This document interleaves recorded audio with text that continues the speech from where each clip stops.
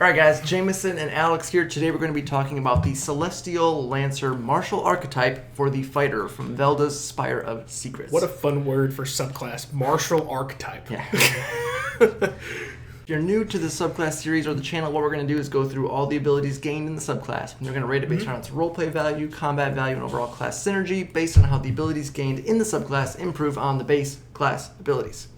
Don't forget to like, comment, and subscribe to be entered in our D&D Beyond Players Bundle giveaway. We want to give you guys free stuff. Thanks again to our sponsors Hit Point Press and their Fable Makers deck. Omens and fortunes that you can incorporate into your campaigns. It's got books to describe ways to add these things into your campaigns, to add intrigue, plot hooks, all kinds of different ways to utilize these features. Hey, check out this really weird or intriguing, interesting thing that kind of steer people back towards your main plotline that you're needing to advance a story you're trying to get to. Absolutely. So guys, make sure you check out the link in the description down below. Let's jump straight into it. Alex, Celestial Lancer, what do we get? You get my favorite thing about the entire subclass right off the front. Lance specialty. Because let's be real, the way they've got a lance as a weapon worded, programmed into 5th edition, unless you're going to do a lot of mounted combatants in situations, you're not going to use it because it's just not effective in any other form of combat unless you're a Celestial Lancer. Beginning at 3rd level, whenever you wield a lance, you do not suffer disadvantage while attacking creatures within 5 feet of you. However, you still must wield a lance in 2 hands when not mounted. Still fine, but that was the big draw before, was it had the disadvantage on attacks within 5 feet because it's such a big, long, pokey stick. But great. Another thing we're getting at level 3 is part of the whole meat of this too, is Meteor Jump. Once on each of your turns, you can use 20 feet of your movement to perform a high jump reaching 10 feet in height. You need not move 10 feet immediately before making this jump and do not provoke opportunity attacks while jumping or falling. You can land within 10 feet of where you began. At the end of the fall, subtract 10 feet from the distance you fell when calculating your fall damage. So if you jump up 10 feet, fall 10 feet, it's 0. Math. Right. The height you jump and the distance you subtract when you fall increases as you gain levels in this class, as shown in the Meteor Jump table below. So it goes to 20 feet at level 5, 30 feet at level 11, and 40 feet at level 17. So you're going to get up there. Get some hops. The Olympic high jump is yours. Yes, for sure. And the thing that's interesting, too, is it kind of works as a disengage because you get to move. Literally just hop away. You are caught using extra movement speed, which we will go more into that in detail here when we get to the rating portion.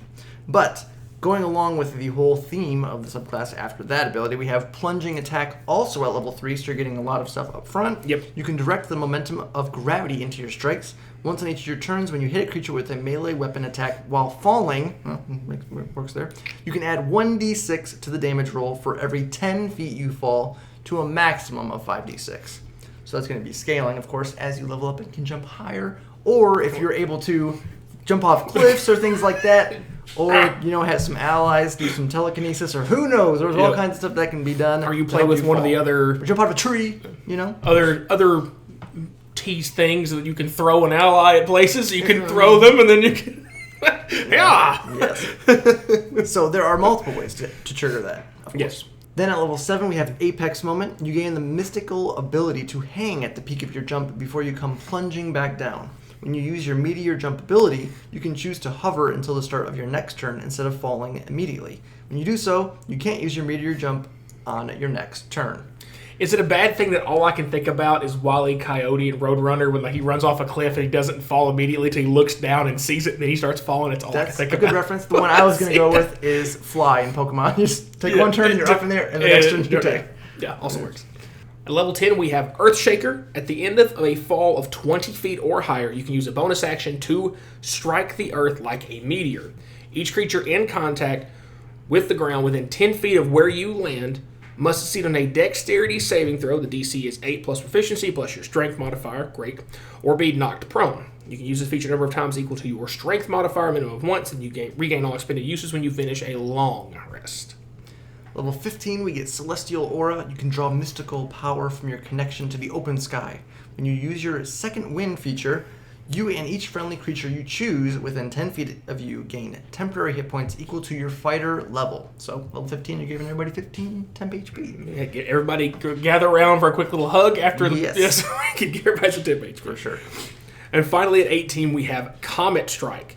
When you use your Earthshaker ability, the level 10 ability, a creature that fails its saving throw takes 4d6 fire damage, or half as much on a success. Additionally, when you roll initiative and have no uses of your Earthshaker feature left, you can regain 1 use of that feature. That way you've always got 1 on hand. Right. So those are all the abilities gained in the subclass. So we'll just move straight on to the rating portion of the video. First up is the roleplay value asterisk, as always. Talking about roleplay value, we're talking about interacting with the world around you, interacting with NPCs, non-combat scenarios, avoiding combat, basically things outside of the initiative order. We're not talking about your class fantasy, history, lore, background. That's on you as a player. We can't rate you, but we can rate the abilities gained in the subclass and how they might improve your potential in those role play scenarios. Yes. So all of that being said, there are some interesting ways to incorporate some of this stuff into roleplay. Yes, there are. I think the first thing, of course, is going to be the high jump. Yes. And, of course, this is going to scale. Early on, it's not really that helpful. But once you start getting 20, 30 feet... Yeah, 20-plus feet. That's a really big jump. Right. So you can... It's almost like a pseudo-fly in some circumstances, especially when you get the apex moment to be able to, like, hover for a second. Yep. You could jump up above maybe some tree line and scout out for the area for a few seconds. Yeah, like jump and look. Or you could jump up, and then when you're levitating in the air, you could like throw a rope around something, so to help your teammates be able to get up. There's things you can definitely do in roleplay with, especially in the exploration side, and the kind of scouting, which kind of typically falls in the exploration side. That being said, there's some interesting uses with that. The reducing fall damage can definitely help sometimes if you fall into like a pit trap or something. Well, again, in the exploration side for the most part. And then there's some niche use for the knocking prone ability. Sure. I mean, maybe you're just trying to knock some guards prone or something. And there's always, whenever you're trying to knock prone, I think of chases or avoiding combat kind of thing. Sure. Or distractions. There's things that can be done for sure with the roleplay with that. I think the little specific thing it mentions, it's kind of easy to skip over, is the fact that it does not require a running start. Yes. It's from any point, just go. Exactly. Which, definitely makes it even more impactful anywhere. Some places you may be like in some underground caverns or things where you're trying to get across. You don't have 10 foot of running to make your jump, or you just like, and go. Yeah. Also helpful. For sure. All that being said, they're nice abilities, but they're a little bit on the niche side, and it's all around the jumping, which, if you're, like as Alex was just saying, if you're in a cave or indoors, it's going to really limit that. So we gave it just a flat 3 on here. It has some nice options, but you have to take into consideration the limited uses and a little bit of nicheness on there as well. Yeah, and does like the whole lack of falling damage you're going to be taking does let you just be really reckless with going to try to get to things you think you can't get to. Right. So you don't care about the falling damage. Exactly. On to the combat side of things, where, it is a fighter, so it's in the name about what we're focused on. Starting off, obviously, with Lance Specialty, it's a 1d12 weapon with extra reach. So that by itself, the fact that you've got 10-foot reach all the time is great. And it's 1d12 piercing damage with that, the great axe or your, big chance numbers. And there's something satisfying about rolling a d12, because you don't get to do it very often unless you're a barbarian. Right. So that's just fun. The meteor jump, letting you, just 10 feet, fine. But I think people don't realize later in games how much stuff you're going to come in contact with that can fly. Right. Exactly. That you can at least jump up to and poke them that one turn. At least if you can't hit anything on the ground, the fact that you can reach up there and stick somebody, because you've got eventually, you'll get to 30 by 11 plus your 10 foot of reach. You really got 40 foot of reach to get to something eventually 50. That's going to be helpful to help you, keep your floor up as a fighter for sure. And the fact that it pairs in a plunging attack, and of course with the apex mode, being able to kind of jump and then see, maybe, because if you want to hold that's for a second to see where you might want to go. Like, okay, this guy's starting to run away. It's like, mine. And that goes all the way up to 5d6 damage if you go up to, fall up to 50 feet. Right. That's not bad. You can do it every turn. And you do it every turn. There's no limit to that. Like, it costs you some movement, but, it's really only using... you use 20 to do it, but then you get to also move 10 feet. So you're really only because using like 10 feet of movement. Right. So you're really, once you get to the 20 foot and on up, level 5 on up, you're really not going to see much of a cost if you're knowing what you're doing with it and using it wisely. Right.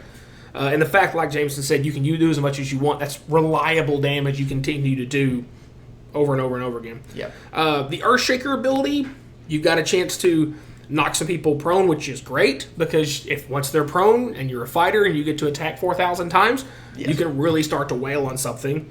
Celestial Aria is great because it gives you and everybody within 10 feet of you temp HP, which at 15, if you're giving 3 or 4 people 15 HP, that's quite a bit. Yeah, you can use it in combat if you needed to use Second Wind, but because of this, you're probably going to try to find a way to use it outside of combat so you can get everybody huddle in, game plan, and then do it. But even though that's kind of outside of combat, it's still prepping you for combat. So it's one of those indirect kind of things. Yes, it can help save spell slots and stuff for party. And then, of course, finally with Comet Strike, it's letting your Earth Strike or Earthshaker ability get some extra damage on top of it. Yep. It's not a ton of damage, but you can do the ability 5 times, so it is 20d6 worth of fire damage of a chance to do, plus the chance you're going to get one more free one back if for some reason you have burned them all already. So this thing does give a kind of a very high floor, I think, but low ceiling approach to combat, which I don't necessarily have a problem with because it's always good to have reliable damage in your party. Kind of a good balance of reliable and burst is great for real well-rounded party. With all that there, all the options, we did give it a 4 out of a possible 5 on combat because, again, there's some extra maneuverability. It does address, a fighter's biggest weakness in combat as far as range, because you can get to stuff with jumps and things that you may not be able to get to normally. So having to just throw a javelin or ranged thing, you're able to get your full might of your weapon, and it's something you maybe not be able to reach otherwise. Yeah, I think one of the reasons we kept it only at a 4 is with the plunging attack and the jumping stuff, if it is still an attack. So if you miss the attack, the extra damage is negligible. Yeah, if you miss the plunging attack or the Earthshaker, like it's everything just kind of.